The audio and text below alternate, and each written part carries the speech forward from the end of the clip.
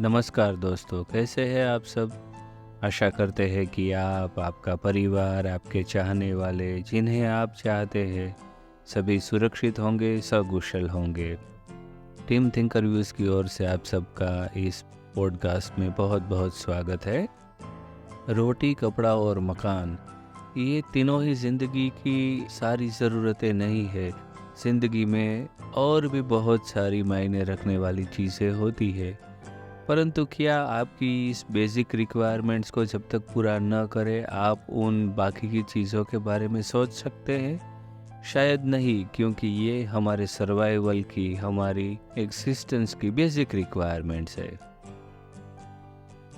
और इस मूलभूत ज़रूरतों को पूरा करने के लिए एक या एक से ज़्यादा फैमिली मेम्बर्स का पैसे कमाना बहुत ही ज़रूरी होता है। और जो लोग पैसे कमाने के लिए घर के बाहर नहीं जाते, पर घर के अंदर रहकर घर के काम करते हैं, वो भी तो एक तरह से घर चलाने में ही हमारी मदद करते हैं। उसका रोल दूसरा होता है, परंतु उसका महत्व कभी कम नहीं होता। अब पुराने भारत के समय को भूल जाइए, तो ज़्यादातर हम देखेंगे कि स्त्रियों को सेकंड जेंडर और या तो लेस कम्पिटिटिव ह्यूमन बीइंग के तौर पे देखा जाता है। हो सकता है कि कुछ तरह के काम पुरुष और कुछ तरह के काम स्त्रियां अच्छी तरह से कर सकती है, क्योंकि बनाने वाले ने दोनों में कुछ कुछ ऐसी एबिलिटीज रखी है जो सिर्फ जेंडर स्पेसिफिक है और यूनिक है। जिस दिन से हम ये सोचना शुरू करेंगे कि पुरुष और स्त्री एक दूसरे के पूरक है, एक के बिना दूजा अधूरा है, उस दिन पुरुष और प्रकृति का यूनियन कंप्लीट हो जाएगा और शायद ये दुनिया बेहतर जगह हो जाएगी। आपको लगेगा कि मैं ये बातें क्यों कर रहा हूँ। ना ही तो ये कोई इंस्पिरेशनल ब्लॉग आर्टिकल है, ना ही कोई मोटिवेशनल स्पीच है, और ना ही कोई उपदेशात्मक लेक्चर है। मैं मेरे दिमाग में आए हुए उन विचारों को रिफ्लेक्ट कर रहा हूँ जो मुझे आए इस बुक को पढ़ने के बाद। बुक का नाम है lean in, women, work and the will to lead, जिन्हें लिखा है शेरिल सैंडबर्ग ने। शेरिल को लोग उसकी जॉब प्रोफाइल से ज़्यादा अच्छी तरह से जानते हैं। वो फेसबुक की COO है, और मुझे नहीं लगता कि फेसबुक को किसी इंट्रोडक्शन की ज़रूरत है। देखिए, इस पोजीशन पे पहुंचना इजी टास्क तो है नहीं। आपको अपनी करियर में थ्रू आउट बार बार अपने आप को प्रूव करते रहना पड़ेगा। आपको लैंडमार्क डिसीजन लेने पड़ेंगे, तब जाके आप इस पोजीशन पर पहुंचते हैं। हालांकि मेरे नज़रिए से देखें तो इस पोजीशन पर पहुंचने से भी ज़्यादा इम्पोर्टेंट टास्क ये है कि आप इस पोजीशन पे जॉब कर रहे हो, क्योंकि इस जॉब के दरमियान आपको बड़े बड़े डिसीजन लेने पड़ते हैं, और कई बार ये डिसीजन सैकड़ों या तो हजारों जिंदगियों को छूते हैं, डायरेक्टली और इनडायरेक्टली। ऑफ कोर्स आपको पैसे बहुत मिलते हैं, पर इसके साथ ही आपके ऊपर एक बर्डन होता है, क्योंकि आपको हर बार सही या तो फिर कम गलत डिसीजन लेना पड़ेगा। ऐसे एक्सपीरियंसेस आपको ज़मीन से जुड़ा हुआ बना देते हैं, और आप सिर्फ अपने आप के लिए नहीं, पर चीज़ों को बड़े परिप्रेक्ष्य में देखना शुरू कर देते हैं। आप में आई हुई ये विजडम आपको बहुत अच्छा आदमी भी बना देती है।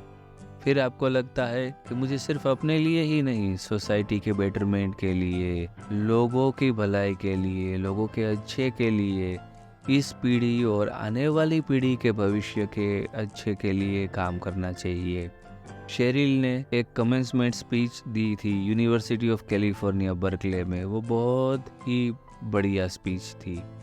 उस कमेंसमेंट स्पीच से हमने क्या सीखा, ये हमने एक आर्टिकल लिख के thinkerviews.com पे शेयर किया था। मैं उस आर्टिकल की लिंक डिस्क्रिप्शन में डाल दूंगा ताकि आप लोग उसको विजिट कर सके।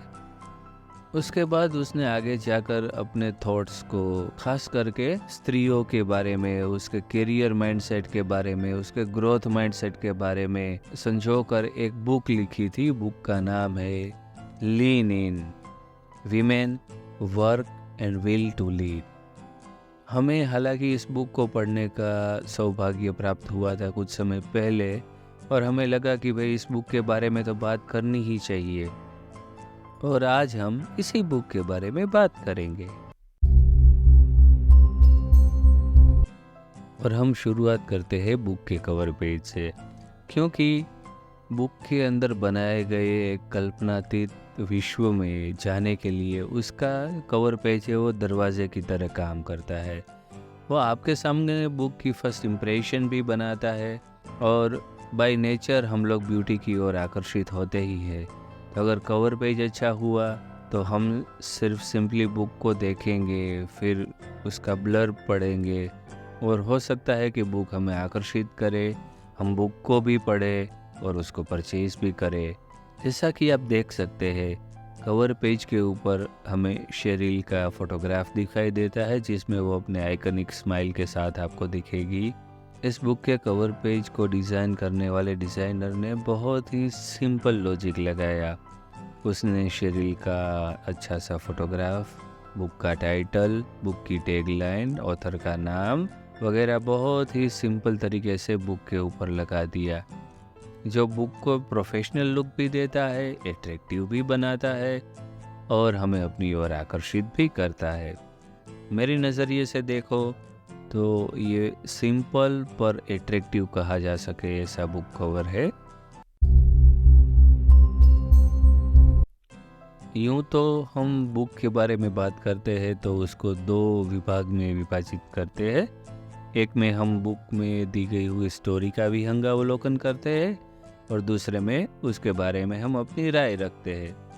पर इस बुक का नेचर थोड़ा डिफरेंट है, तो इस बुक के लिए हम इस दोनों सेगमेंट को मर्ज कर देते हैं। ये बुक डेफिनेटली एक इंस्पिरेशनल बुक है, एक मोटिवेशनल किताब है। ये साझा करती है कि किस तरह से स्त्रियों ने भी लीडरशिप, बिजनेस, जॉब्स और सफलताओं की सीढ़ियाँ चढ़ी है। ऑफ कोर्स ये एक ऐसी किताब है जिसको पढ़ते समय आपको अपने प्रिजुडाइसिस को साइड में रखना पड़ेगा। देखिए, ये बुक बात करती है एक जनरल सिनारियो के ऊपर। लेखिका ने अपने ग्रोइंग अप समय में उसको महसूस भी किया है, उसको एक्सपीरियंस भी किया है और अपने आसपास भी देखा है। हालांकि इसका मतलब ये बिल्कुल नहीं है कि यही स्थिति दुनिया में हर जगह पे है और यही माइंडसेट वाले लोग हर जगह पे रहते हैं। एक्सेप्शन बिल्कुल है, पर आप देखें तो ज़्यादातर लोगों का जो माइंडसेट है वो बिल्कुल यही है। और इसलिए इस तरह की बुक को सुनना, पढ़ना बहुत ही ज़रूरी है, क्योंकि जब तक हम इस बात को सुनेंगे नहीं, समझेंगे नहीं, इस सिचुएशन को जानेंगे नहीं, तब तक हम उसका सॉल्यूशन कैसे ले पाएंगे। और हमें इस दुनिया को जैसी है उससे बेहतर बनानी है। लेखिका खुद अपनी बुक में कहती है कि at the same time we must be careful not to inject gender into every discussion. I know a male CEO who is enormously dedicated to hiring and promoting women. When a female employee kicked off a resignation by insisting that she should have a higher title and was undelivered because she was a woman, it immediately put him on defense.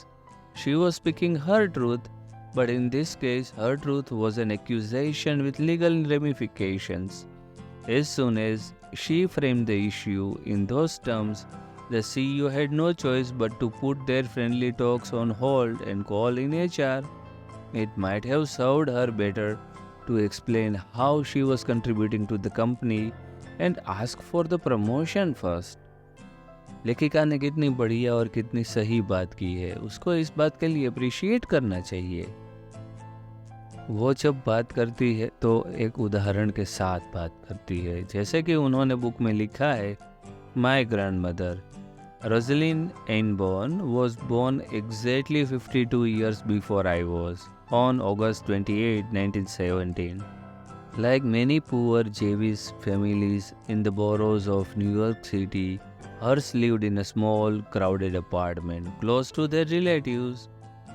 Her parents, aunts, and uncles addressed her male cousins by their given names, but she and her sister were referred to only as Curly. ज़रा आप सोचिए कि उन लड़कियों को कैसा लगता होगा हम लोगों को लगेगा कि अरे ये तो एक छोटी सी बात है, पर जिन लोगों के ऊपर ये बीतती है उसके बारे में ज़रा सोच कर देखिए कि आपको आपके नाम से नहीं, सिर्फ आपको एक गर्ल है इसलिए गर्ल कह के ही बुलाते हैं। तो एक तरह से आप उसके अस्तित्व पर प्रश्नार्थ चिन्ह लगा देते हैं। ऑफ कोर्स जब आप प्यार से दुलार से उसको इस तरह से बुलाते हैं तो बात कुछ अलग होती है, पर ये सिनारियो यहाँ पे टोटली डिफरेंट है और ये क्लियरली दिखाता है कि नहीं भाई, जेंडर डिस्क्रिमिनेशन तो हो रहा है। लेखिका आगे बढ़ के एक और रियल सिचुएशन के बारे में बात करती है। A boy's education was the family's hopes to move up the financial and social ladder. Education for girls, however, was less important both financially, since they were unlikely to contribute to the family's income, and culturally, since boys were expected to study the Torah, while girls are expected to run a proper home. और जब हम ऐसा करते हैं कि लड़कों को यही काम करना है, लड़कियों को यही काम करना है, तो सिर्फ हम स्त्रियों को उनके बेसिक राइट से वंचित ही नहीं रखते, पर हम पुरुषों पर एक अननेसेसरी, एक बिन ज़रूरी दबाव भी बनाते हैं। होता क्या है कि कभी कभी पुरुषों को अपनी कैपेसिटी से ज़्यादा अर्न करने की ज़रूरत रहती है और कैपेसिटी से ज़्यादा तो कोई अर्न कर नहीं सकता, तो इस वजह से डिसबैलेंस हो जाता है। और कोई भी एक रथ हो, अगर उसके दोनों पहिए ठीक से नहीं चलेंगे तो वो गाड़ी ठीक से चल ही नहीं पाएगी। देखिए, ना तो किसी पे अननेसेसरी बर्डन होना चाहिए और ना ही किसी को उसकी क्षमता के मुताबिक जो मिलना चाहिए वो मिलने से वंचित रखना चाहिए। ये दोनों ही चीज़ें गलत है और ऐसा करना आगे जाके हमारे सोशल कैनवास को, हमारे सामाजिक परिदृश्य को तोड़ने का काम करता है। लेखिका ने लिखा है, it was thought to be a sign of weakness if a husband needed his wife's help to support their family. So my mother became a stay-at-home parent and an active volunteer. देखिए, ज़रूरी नहीं है कि कोई बड़ी घटना ही आपको inspiration दे। आपको प्रेरणा लेनी है तो आप किसी भी जगह से, किसी भी वस्तु से, किसी भी इवेंट से ले सकते हैं। शेरिल के साथ भी ऐसा ही हुआ। शेरिल लिखती है, I know my speech was meant to motivate them, but they actually motivated me. In the months that followed, I started thinking that I should speak up more often and more publicly about these issues. जब हम अपना अभिगम हकारात्मक बनाते हैं, हम अपना दिमाग खुला रख के जहाँ से भी अच्छी चीज़ें मिले उसको ले लेने की ख्वाहिश रखते हैं, उस तरह का माइंडसेट बनाते हैं, तब जाके हम समाज में बदलाव ला सकते हैं। शेरिल के थॉट्स कि किस तरह से उसको आगे बढ़ना है वो बहुत ही क्लियर है। इस बुक में हमें बहुत ही बढ़िया वन लाइनर्स मिले जो मैं आपके साथ शेयर करना चाहूँगा। I would not suggest that anyone move beyond feeling confident into arrogance or boastfulness. It's a cliche, but opportunities are rarely offered. They are seized. Everyone has room to improve. Taking initiative pays off. It is hard to visualize someone as a leader if she is always waiting to be told what to do. Sheryl इस book में लोगों के mindset के बारे में, मनोस्थिति के बारे में इन जनरल बहुत ही अच्छी बात करती है। देखिए, शेरिल ने बहुत सारे लोगों के साथ काम किया है और उसमें पुरुष और स्त्री दोनों शामिल है, तो वो दोनों जातियों के माइंडसेट के बारे में, मनोस्थिति के बारे में बहुत कुछ अच्छे से जानती है और उन्होंने इसको समराइज करके बुक में संक्षेप में लिखा है, Ask a man to explain his success and he will typically credit his own innate qualities and skills. Ask a woman the same question and she will attribute her success to external factors, insisting she did well because she worked really hard or got lucky or had help from others. Men and women also differ when it comes to explaining failure. When a man fails, he points to factors like didn't study enough or not too interested in the subject matter. When a woman fails, she is more likely to believe it is due to her inherent lack of ability. Sheryl आगे लिखती है, When a man is successful, he is liked by both men and women. When a woman is successful, people of both genders like her less. The truth is both shocking and unsurprising. Shocking because no one would ever admit to stereotyping on the basis of gender, and unsurprising because clearly we do. कितनी सही बात कही, और of course इसमें exceptions तो होंगे ही। अपने व्यावसायिक जीवन में लोगों को कई बार टफ सिचुएशन में टफ डिसीजन लेने पड़ते हैं। लेखिका एक बहुत ही इंटरेस्टिंग बात बताती है, जो कि हम सभी ने शायद अपने प्रोफेशनल करियर में कहीं ना कहीं किया ही होगा। In order to protect ourselves from being disliked, we question our abilities and downplay our achievements, especially in the presence of others. We put ourselves down before others can. ये बहुत ही सही बात है। जब हम विकसित हो रहे होते हैं, जब हम ग्रो अप हो रहे होते हैं, तब हमें इस तरह की बातें सिखाई जाती है कि भाई दूसरों को हर्ट नहीं होना चाहिए। खासकर जिन लोगों को आप प्यार करते हो, प्रेम करते हो, जिसके साथ आप इमोशनली जुड़े हुए हो, उन लोगों को बचाने के लिए कई बार आप उसकी गलती अपने ऊपर ले लेते हैं, और धीरे धीरे आगे जाकर यही चीज़ें हमारा स्वभाव बन जाती है। देखिए, हम लोगों को एक चीज़ क्लियरली समझ लेनी चाहिए कि भला होना और मूर्ख होना ये दोनों अलग चीज़ें हैं। शेरिल इस बुक में बच्चों में देखने वाली ऑनेस्टी की बात करती है, क्योंकि बच्चे अनफिल्टर्ड होते हैं। हम लोग उसे सिखाते हैं कि हमें हम्बल रहना चाहिए, दूसरों से रिस्पेक्ट से बात करना चाहिए, हमें सभ्य होना चाहिए। वेल, ये सारी चीज़ें बिल्कुल ही ज़रूरी है, पर जैसा कि हमने पहले कहा, भोला होना, अच्छा होना और मूर्ख होना, इसमें एक भेद रेखा है, और इस भेद रेखा को हमें कभी क्रॉस नहीं करना चाहिए। शेरिल बताती है कि this kind of honesty is common for children and virtually unheard of from adults. As kids grow up, we teach them to be polite, watch what they say, not hurt others' feelings. This is not a bad thing. As a former pregnant whale, I am glad that most people keep some observation to themselves. But as we learn to speak appropriately, we lose something in authenticity. Authentic communication is not always easy, but it is the basis for successful relationships at home and real effectiveness at work.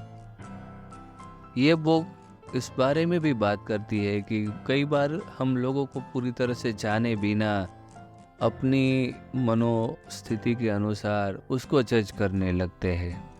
देखिए, कई situation ऐसी होती है कि जिसमें ऐसा करना पड़ेगा। एक उदाहरण के तौर पर ले लीजिए कि आप कोई इंटरव्यू कंडक्ट कर रहे हो और आपको अपनी कंपनी के लिए एक एम्प्लॉय चुनना है, अपनी टीम का एक साथी चुनना है, तो आप क्या करेंगे? आपके पास लिमिटेड समय है, लिमिटेड नॉलेज है, तो अपने क्विक जजमेंट के बेसिस पे ही आप उसको अपनी कंपनी में शामिल करते हो। आप उसको अपनी टीम का हिस्सा बनाते हो, फिर उसके साथ काम करते हो, फिर या तो महीने या तो 6 महीने या तो साल के बाद आप उसकी प्रोग्रेस रिपोर्ट देखते हो, और उसके बाद नक्की करते हो कि आपको उसको अपने साथ रखना है या तो नहीं रखना है, वो कंपनी का इंटीग्रल पार्ट होना चाहिए या नहीं होना चाहिए। शेरिल अपने अनुभव शेयर करती है।